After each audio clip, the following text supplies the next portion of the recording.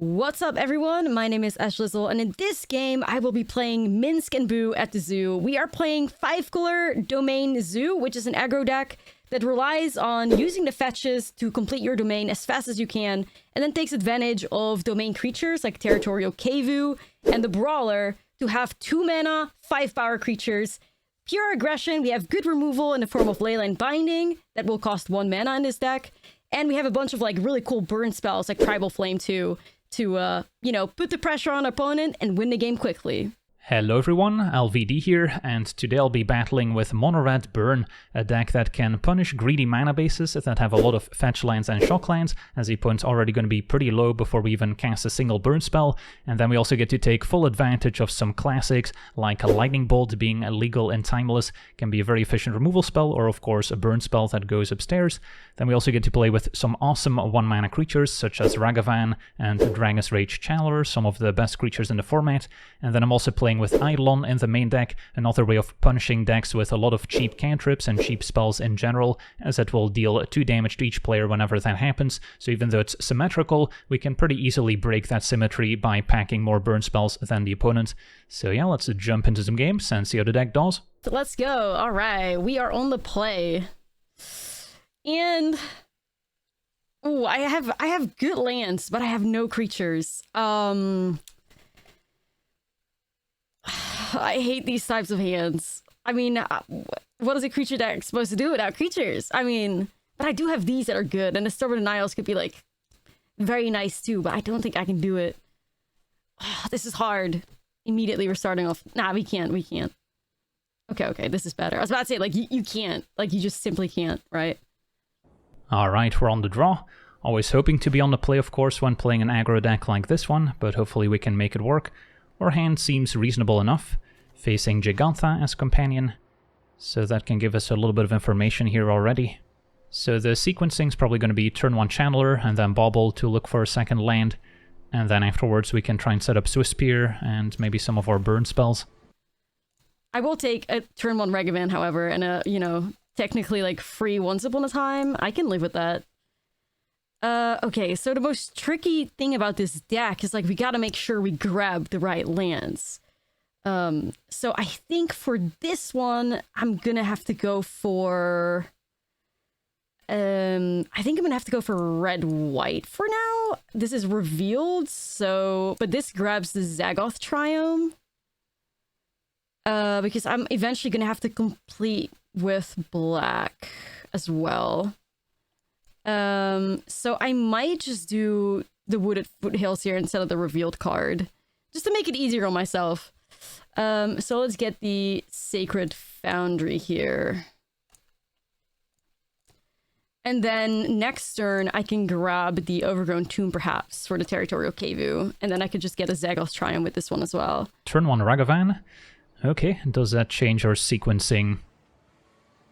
Can try to take it out with a Play with Fire. But hitting our second land drop is also very important here. So I'm still leaning play Channeler, Bauble, and then hope to find land number 2, and then I'm happy trading Channeler for Ragavan if given the chance. And if they have to use a removal spell, then so be it. If we did see a land on top of the deck, then we definitely want to make sure to draw into it by sacking Bauble right away. Since we didn't find a land, we could wait. Could also use Bauble right now in their upkeep to see what they draw for the turn, or we can just wait to get a tiny bit more information by sacking it in their end step. Okay, Bolt in the graveyard? Am I actually up against a Blood Moon main board? Oh no, I think I actually made it quite clear I was gonna play Domain. Like, this is my favorite deck. Ooh, maybe I've been scouted, I don't know. Okay, so interesting. So if LegenVD is bringing the spice and mainboarding Blood Moon to get me, I need to prepare myself. Ragavan can help though. So I'm actually thinking what I'll do is I'm gonna grab that Overgrown Tomb.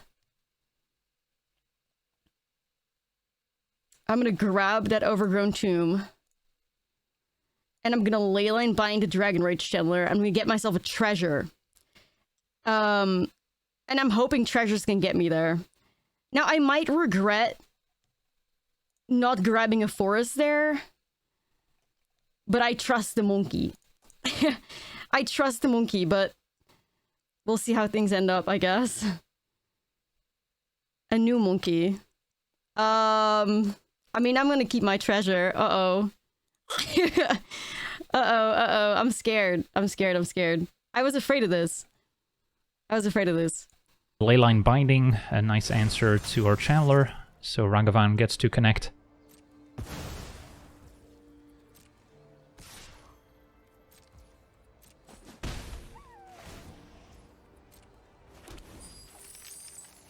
Found an opposing Ragavan. That's fine. So we really need a land here. Now we know a lightning bolt is coming up, so that can deal with another one of our creatures. And yeah, lined up the stage is not what we wanted to see. Can't enable Spectacle for it. I guess now we're just gonna have to deal with Ragavan and kind of play the control role, which is not where we want to be. But yeah, can't really afford to have Ragavan hit us repeatedly. So just in case there's some counter spells on the other side, we can play with fire now. Okay. So I'm just gonna put Territorial Kevu in play here. And we hope for the best. Oh, did they miss a land drop? Oh no. Okay, so we know about lightning bolts, or creatures unlikely to stick around, but we've been unable to find a second land so far. So, tempted to play Swift Spear,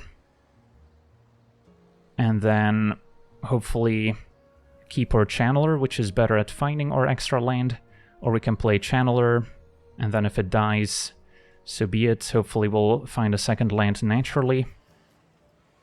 And then Swift Spear can also get in to enable light up the stage. I think that's okay. A new Dragon Reach Chandler? Alright. So, I'm gonna thin my deck out here. So I could just do Steam Vents and, like, Bull, but I think I'll just wait here to not take another 2 because we're up against mono red aggro. Ooh, is that an Oko? Well, that's gonna definitely help me out. Okay, so first of all, I want to guarantee myself the 5 damage to the face. I'm almost tempted to get rid of that Once Upon a Time, but I won't. I'm just gonna exile something. Let's exile that artifact because they care about the or he gets rid of the Delirium with the Dragon Age Chandler. So I'm gonna put Oko in play, and that probably does it. It's sad that it, like, I don't know. I'm not gonna get too far ahead of myself, but missing those land drops is brutal. That's really brutal. Like, how are you gonna get rid of that? Like, Oko's got 6 loyalty now. Like, so this game is unfortunately likely over. Just couldn't get our land in time. And yeah. If we can use both burn spells to finish off Kavu, that's one thing. But then Oko gaining 3 life per turn is going to be pretty hard to get past. So I'm just trying to think if there's any way we can still get out of this. I think the answer is no.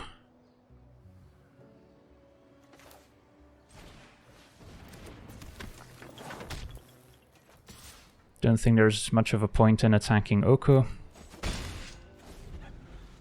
I cannot believe I'm against the Blood Moon deck, though. I hope it's just me being like, I don't know what LVD is playing. I can only assume. I can only assume what might happen. Okay, so I'm just gonna play that Triumph. I'm gonna turn my food into an elk, I think. Yep. Because let's get that clock going. I'm just gonna exile another card here. Let's get rid of another creature. I'm gonna stick with my Once Upon a Time. So we're at 5. There's our land, but it's probably too late now. Can take out Kavu with Bolt, play with fire. I guess playing defense and trying to block and pump Swiss Spear Could be one approach. But yeah, as I've said, this game was over a while back.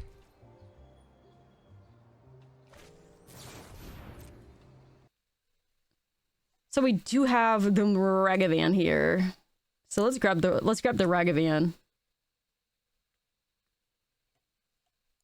And let's dash it.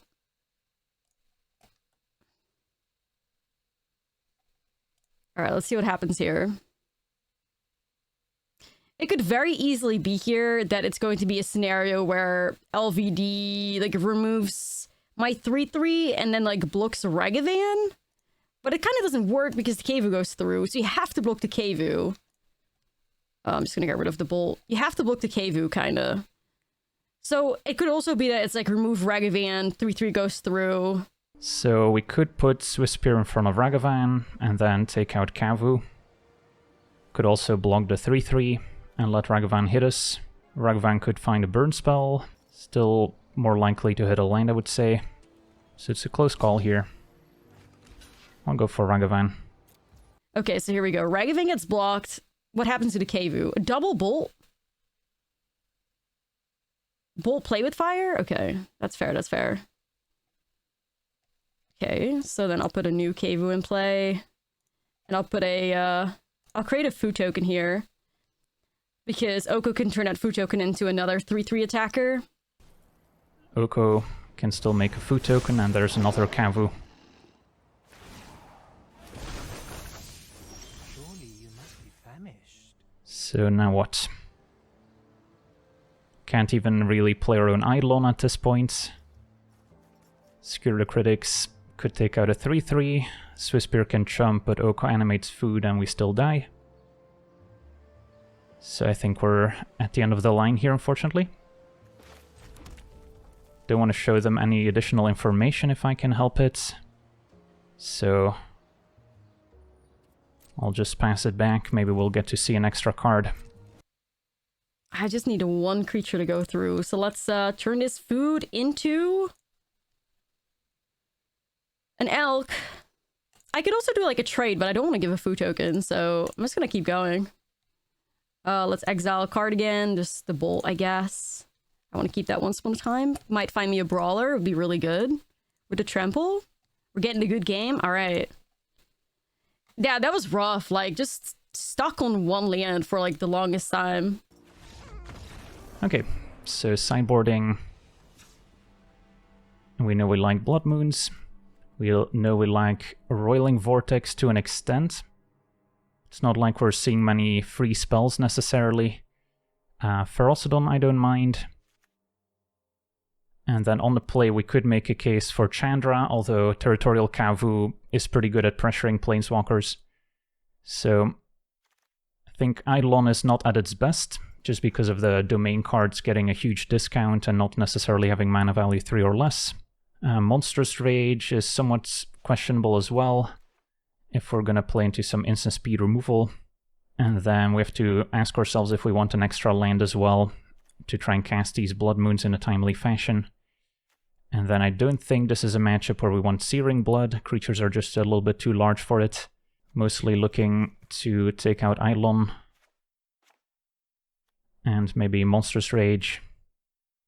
I don't think I mind an extra land, just to make sure we can get a Blood Moon down. And then cut Eidolon. Monstrous Rage could still be a way for smaller creatures to attack into something bigger. Can expect creatures like maybe a Wild Nacatl, which is a 3/3. So again, Searing Blood doesn't line up great. And Chandra also wouldn't be at her best, I don't think. So I'll try and keep the Monstrous Rage in. Maybe Eidolon on the play still okay, and we can cut it on the draw, which I could also see. But at the same time, Monstrous Rage also gets maybe a little bit better if we're the one applying pressure. So yeah, I'll try this setup. Extra land, Blood Moon, Ferocidon, cutting Eidolons. Okay, so red aggro. No Lurrus. Definitely Blood Moons. Okay, so we gotta like prepare ourselves here. We gotta have some answers here, right? Okay. So I have my Terra Sunders for Blood Moons. I will probably have to do that. There's also a way for me to like grab a moon with a Leyline Binding. But yeah, that does require having like a treasure or something of the sort. I have one forest. So if I have a bunch of mountains and a forest, I can still Terra Sunder, so I probably have to go with that. I also have cards like Stubborn Denial and Spell Pierce that could potentially like grab the Blood Moon before it's too late, you know? So usually on the draw, we want to get rid of Ragavan. So let's do that. We put in the Terra Sunders. I could maybe see the Hidetsugus because there are Dragon Rage Chandlers, there are Ragavans, there are Mishra's Baubles. There won't be like any graveyard recursion, I don't think, because there's no Luras, but the Delirium does still matter. So I'll play some Hidetsugus, which also makes it better for me because I just bored out a Ragavan. I could also go as far as to play Unlicensed Hearse, but I think that's a bit extreme. I'm just trying to think, how much do I want to work with these Stubborn Denials? Because it would be really good to like catch a moon. But I might just be better off doing that with like Spell Pierce. It depends what my hand like shapes up to be. Like maybe I'm happy with this. Like I'm not usually the biggest fan of like counters against red aggro like that, but I feel like Blood Moon takes me out so badly I might have to. I also play like End of Festivities for the Dragon Rage Chandler, for the Ragavan like type of boards, but I don't know if I want to commit to that. I could, but I already have my Hidetsugus. So maybe I stick with this. I could even see myself one Minsc and Boo out, one End of Festivities in. I might just go with this. I think I like it. We do get to be on the play. And yeah, this time 4 lands is a bit much. Ragavan could be answered pretty quickly. And we don't have a burn spell to enable Light Up the stage. So, interestingly enough, this might actually be a mulligan. If we replace, let's say, one mountain with burn spell or an extra creature, I might be more into it. But as is, it feels a bit sketchy. Unless we just get lucky and get a turn 2 Blood Moon down. Alright, once again, few too many lands. So this is pretty much identical to our previous hand, just swapped Ragavan with a Channeler. No burn spells, no way to enable Light Up the stage if Channeler gets answered. In the face of an opposing Ragavan, we're still trading with Monstrous Rage on Channeler. So that's not ideal. But we shouldn't expect too much 1-mana removal at least, outside of maybe a Lightning Bolt. Maybe a Swords to Plowshares. So yeah, don't love this, but can we go to 5 is the question. There's always the chance we can put a Blood Moon in our opener if we mulligan here. So it's a pretty close call. Having Crucible is a small upside over Mountain, but also don't really plan to channel it. So yeah, this one's close. I think I mulligan once again. Alright, this is by far our best hand so far. And then we're just gonna try and apply pressure early with maybe turn 1. It's also interesting what we want to play first. Probably have to get rid of Skewer the Critics and just keep all our creatures and then hope to draw burn spells afterwards. Could also keep a 1-lander and then try and surveil into another one. But if we don't, that's pretty bad. So I think we try the all-creature hand. Okay, this looks pretty decent. Kevu also is not fantastic. Like, any of the cards that rely on having domain, you know, can't... Like, okay, it's fine. We got this. Let's go. Let's go. And hopefully, LVD won't be stuck on one land. Let's play a real game of Magic. And then turn 1. I do want to get Kumano going. So I think turn 1 Kumano, even if we miss out on the Surveil trigger, because we're not guaranteed to necessarily play creature afterwards if we play it on turn 2. But yeah, it's going to be an uphill battle, multi 5 on the play. We've got a lot fewer cards. Oof. Multi 5. odds of Blood Moon on turn? Like, I'm just... Come on. I'm gonna go for it. I'm gonna grab this forest. I'm gonna, you know, give LVD the sign that I'm on to him. You know what I mean? Like, this is me letting you know I see what you're doing. We might see our opponent fetch for basic lands aggressively just to play around Blood Moon. Yep, turn 1 forests into Walnacotl. Okay, so now we have to decide where the +1 counter goes. I think I like it on Swift Spear, since Channeler will naturally gain evasion over time. And that also means we get to attack for 2 right now. But yeah, our hand didn't quite shape up so far. Dragon Rage.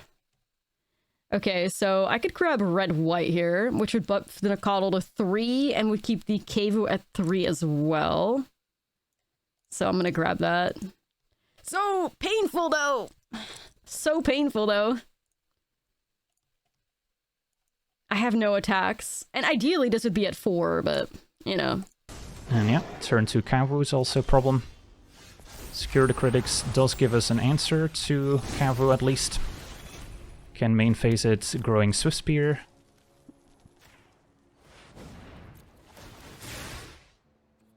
And then a Monstrous Rage is not actually all that bad.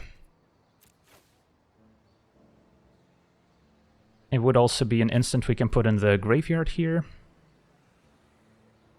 which would get us up to 2 types. If I keep it, then next turn we can possibly attack into Walnacotl, although we might have to watch out for an instant speed Leyline Binding, which makes our Monstrous Rage a little bit worse. So, let's put it in the graveyard. Finding a Lightning Bolt would be the better solution. Alright, Chum Block. Could imply that a Sweeper's incoming. So yeah, I'm gonna chump here because I'm gonna hit Itsugu.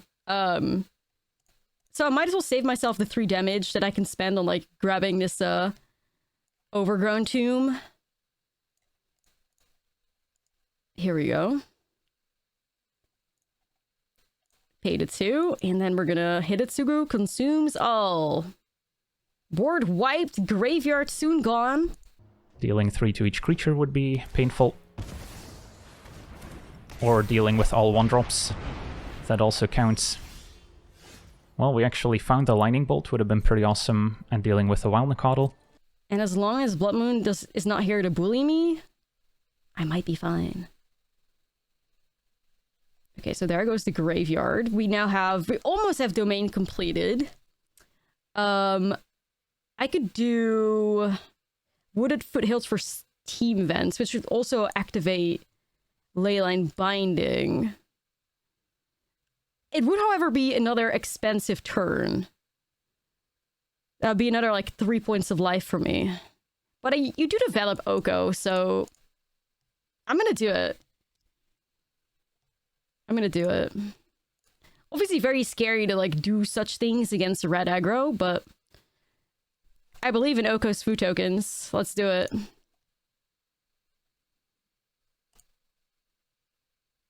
Here we go. Pass my turn, hold up Leyline Binding. I'll keep Bolt in hand for now, in case we need to enable Spectacle with it, for instance. That's a land. So I think we're dead now. Oko can start gaining 3 per turn, and we can't really climb out of this.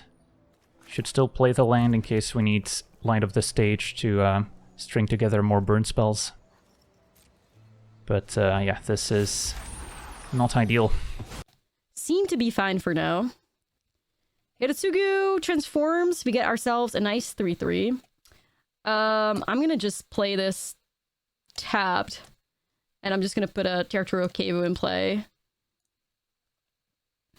I could play it like safe and create another food here. I'll probably just do that. Probably just eat this food.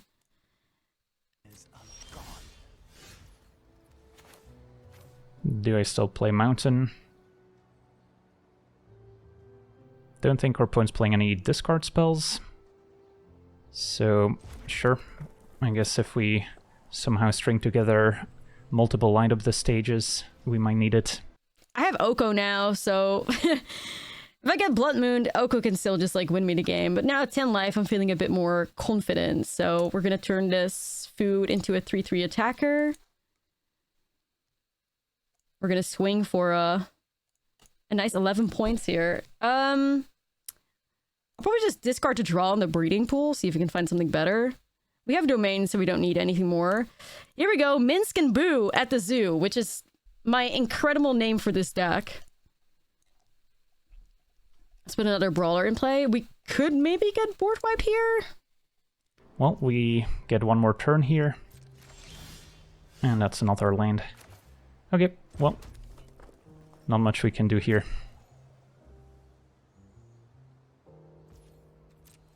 That is so unfortunate.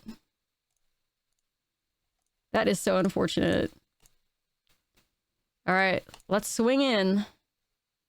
Just gonna submit 0 here. All right. GG's. GG's. Okay, I think we dodged a huge bullet that game because red aggro with Blood Moons in the main. I assume LVD played Blood Moons. I still don't know. Just hard counters me, right? Like, I play Domain, so we rely on having like a super greedy land base with a bunch of like shock lands and fetches, and Blood Moon just shuts that down. On top of that, against red aggro, every time I want to have an untapped land, I need to pay 3 life. So I'm kind of bolting myself in the face every turn, which isn't great. So yeah, fortunately we did not get punished for either of those things. Unfortunately, game 1 was a 1-lander, and that didn't really work out. Game 2, I don't know what happened. Maybe that was like a mold to Blood Moon on purpose that backfired, but we take it. I mean, I'm pretty happy with how my deck performed.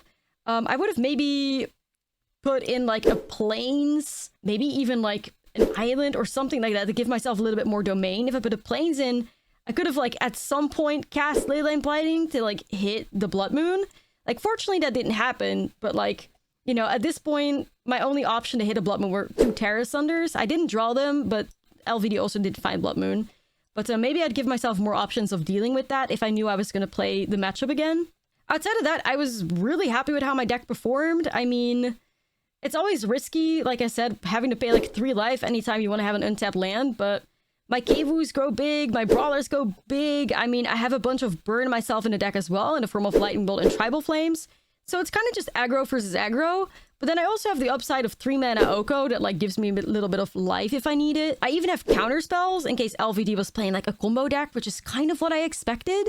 I wasn't expecting to play against red aggro. I thought I was going to play against like, I think I saw like Tainted Pact on its like channel or something like that, and I was like, ooh, Tainted Pact would be also pretty rough. But yeah, no, we did good. The deck functioned as I like built it. Unfortunately, we didn't get punished for like, you know, greed with the lands and greed with the 5 colors. So I'm pretty happy.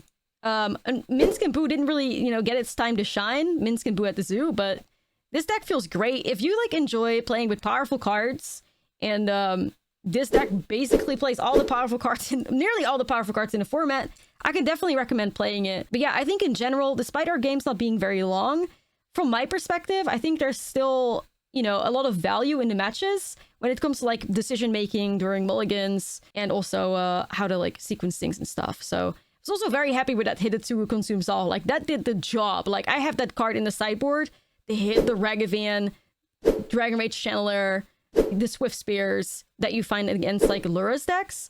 So seeing that card do its job on curve was pretty sweet as well. Overall, I'm pretty happy with the game. I wish we had longer games and maybe like Flood and Screw weren't that much of like a factor, but it's also part of Magic. Like, you choose to keep a 1-lander, so I don't know. But my deck worked out. I thought it was a great set of matches, and I'm pretty happy. So Zoo did its job. Alright, we're back, and sadly the games did not quite go according to plan, but I'm still a fan of Mono Red in the Timeless format. It can be played as this very low to the ground aggro build, or you can go a bit more mid-rangey where you can play Blood Moon in the main deck, especially with a few ways of discarding it in matchups where you don't need it, or in case you draw multiples. But what I like about this aggro build is just the density of quality 1-drops. There's almost no opening hand that's going to be bad in this deck, even though we got to see a few of them today, and we get to play with Ragavan as an excellent way to snowball card advantage. We've got the new art on Monastery Swiftspear from the original Cans of Tarkir, which is also very nice, and a lot of ways to cheaply enable prowess in this deck, even at 0 mana with Mishra's Bauble. And then a Dragon's Rage Channeler, another excellent 1-drop that can very quickly reach the 4 card times needed for Delirium, as we get to Surveil for free when casting our Mishra's Bauble. That's also an artifact that ends up in our graveyard, and we even have 8 enchantments in this deck, between Kumano, another excellent 1-drop for any red aggro deck, and then Eidolon of the Great Revel, counting as both a creature and an enchantment, so that's 2 card types for Delirium purposes, so the Channeler is very quickly going to get +2/+2 and flying, and turn into another threat that can also provide a bit of card selection to make sure we can put lands in the graveyard, and hopefully draw more burn spells to close out the game. And then speaking of burn spells, this is probably the best home for Lightning Bolt as both a removal spell or a burn spell that can go upstairs to close out games.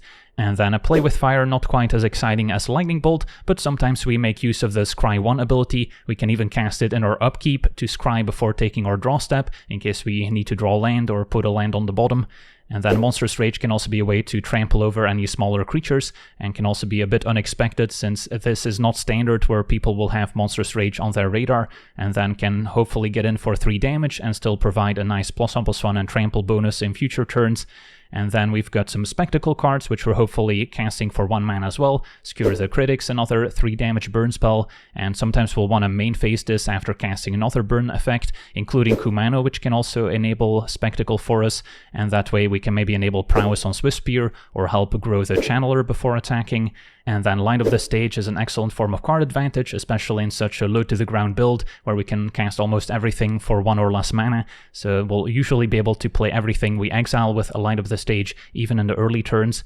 And then at the mana base is where things get interesting. We could just run all basic lands, which is quite effective and also quite budget-friendly. We could also run some other lands like Fiery Islet and or Sunbaked Canyon that can be sacrificed later in the game to draw a card as a way of mitigating Flood, but they do also come at a cost. Having to pay 1 life each time we tap them for mana can be quite the drawback when facing other aggressive decks, and this deck typically wants to tap all its mana each turn, so having to pay 1 life each time also adds up.